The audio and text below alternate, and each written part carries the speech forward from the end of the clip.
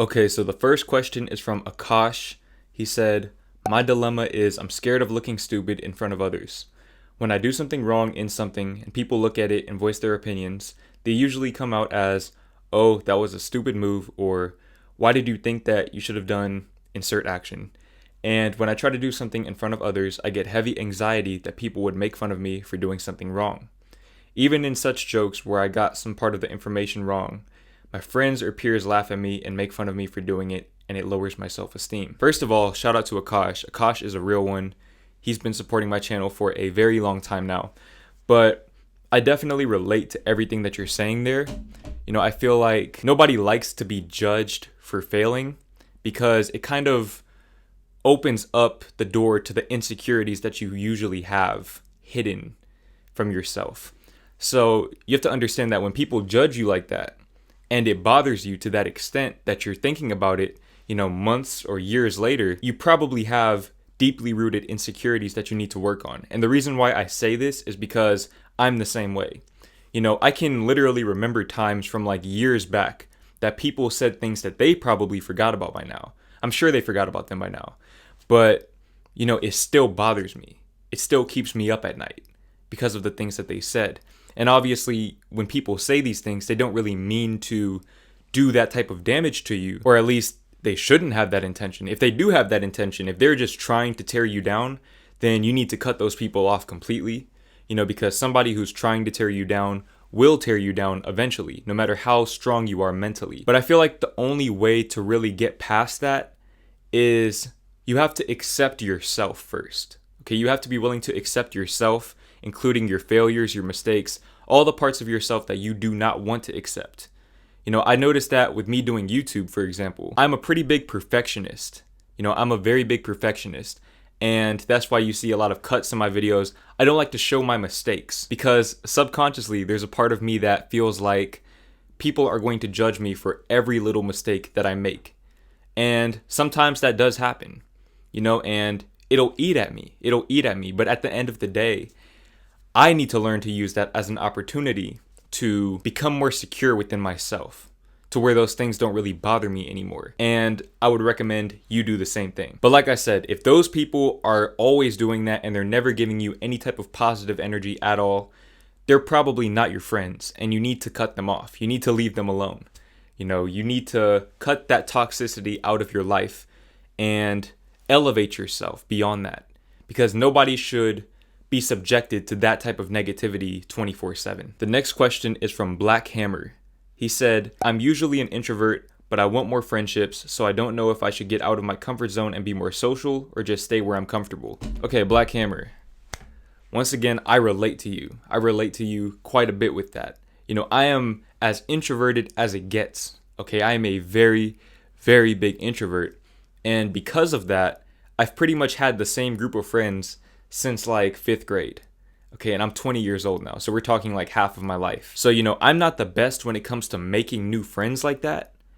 But at the same time, I feel like if you want to make new friends, then you definitely need to get out of your comfort zone. And it may not necessarily mean doing something that you don't like to do, because of course it's going to be hard to make friends if you're doing something that you don't like doing. Do the things that you love to do. Stay inside of your comfort zone in that sense. But allow yourself to be more social. I feel like, at least for me personally, as an introvert, there's still times when I want to approach that person and start a conversation with them. Maybe I'm just craving human interaction. And, for a while, I would allow that desire to stay a desire. But over time, I learned to step outside of my comfort zone in that sense and just start that conversation. Now, at the same time, I feel like as an introvert, something that I definitely recognize is that I prefer a small group of friends, but all genuine, real friends, instead of like a large group of friends, but they're all surface level relationships. Now, I'm not sure if that's something that you prefer as well, but understand that friendships take time to develop. A true friendship takes years, years to develop. So if you want that type of friendship, then obviously, just going out to different places and socializing for the sake of socializing might not help you do that, because you're going to be investing more time into these extra people as opposed to those genuine connections. So just do the things that you love to do.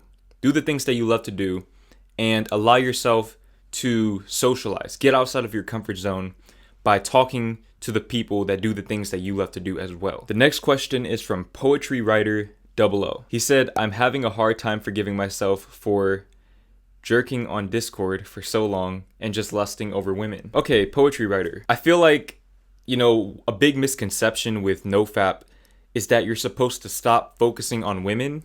And like to an extent that is true. You don't want to place all of your attention on women all the time. But you have to understand that at the end of the day, you are a man. You're a man with hormones. And you're going to lust over women. Okay, there's nothing wrong with that. There's nothing inherently wrong with that. If it wasn't for that feeling, you wouldn't be here. None of us would be here.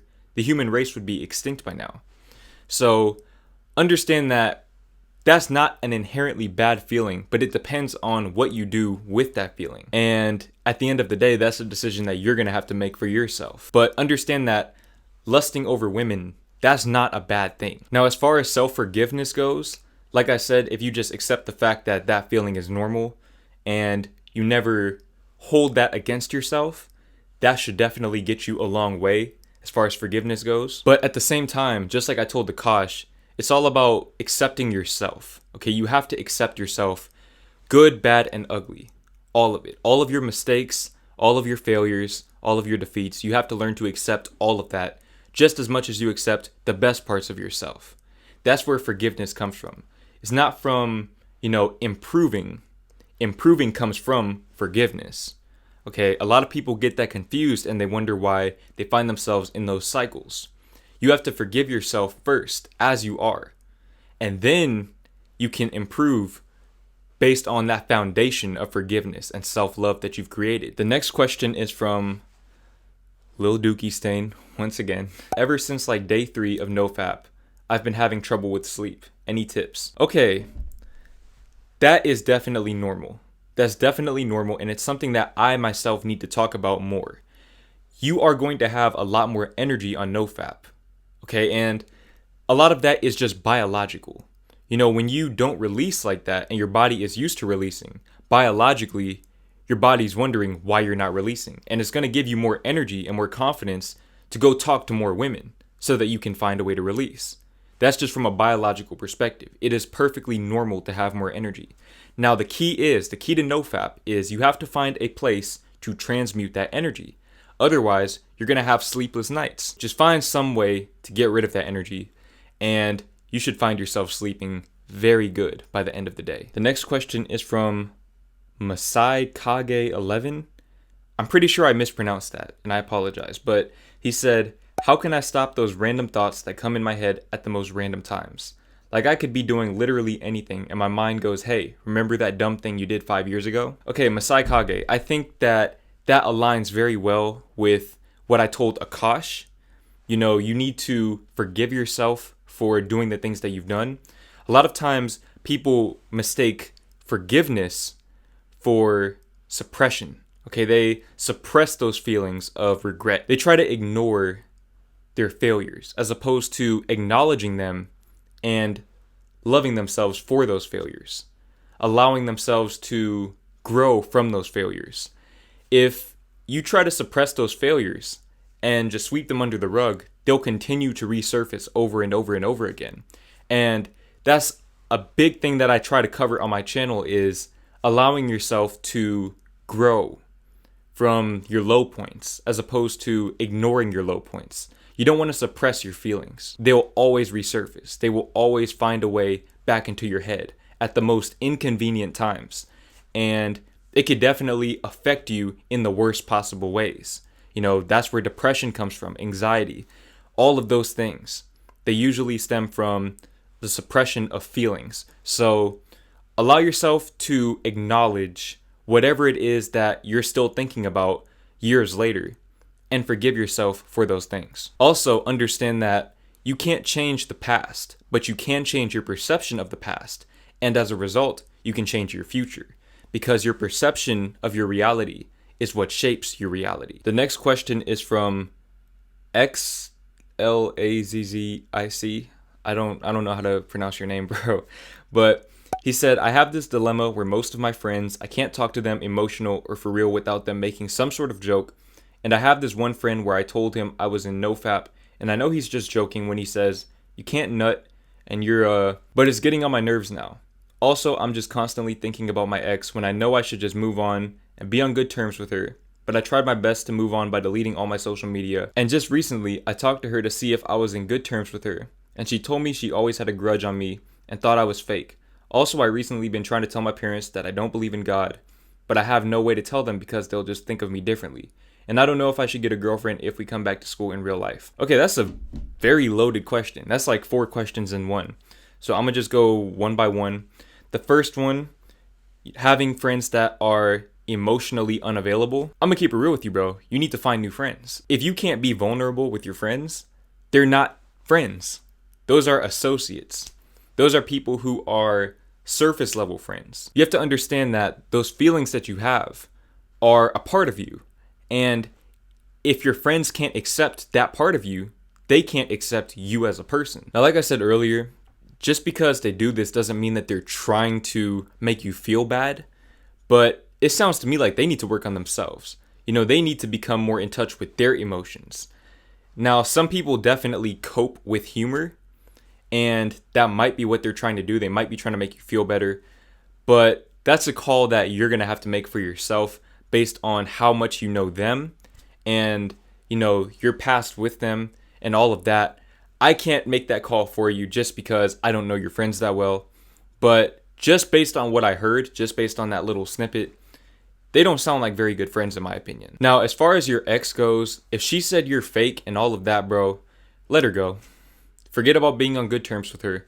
Let her go.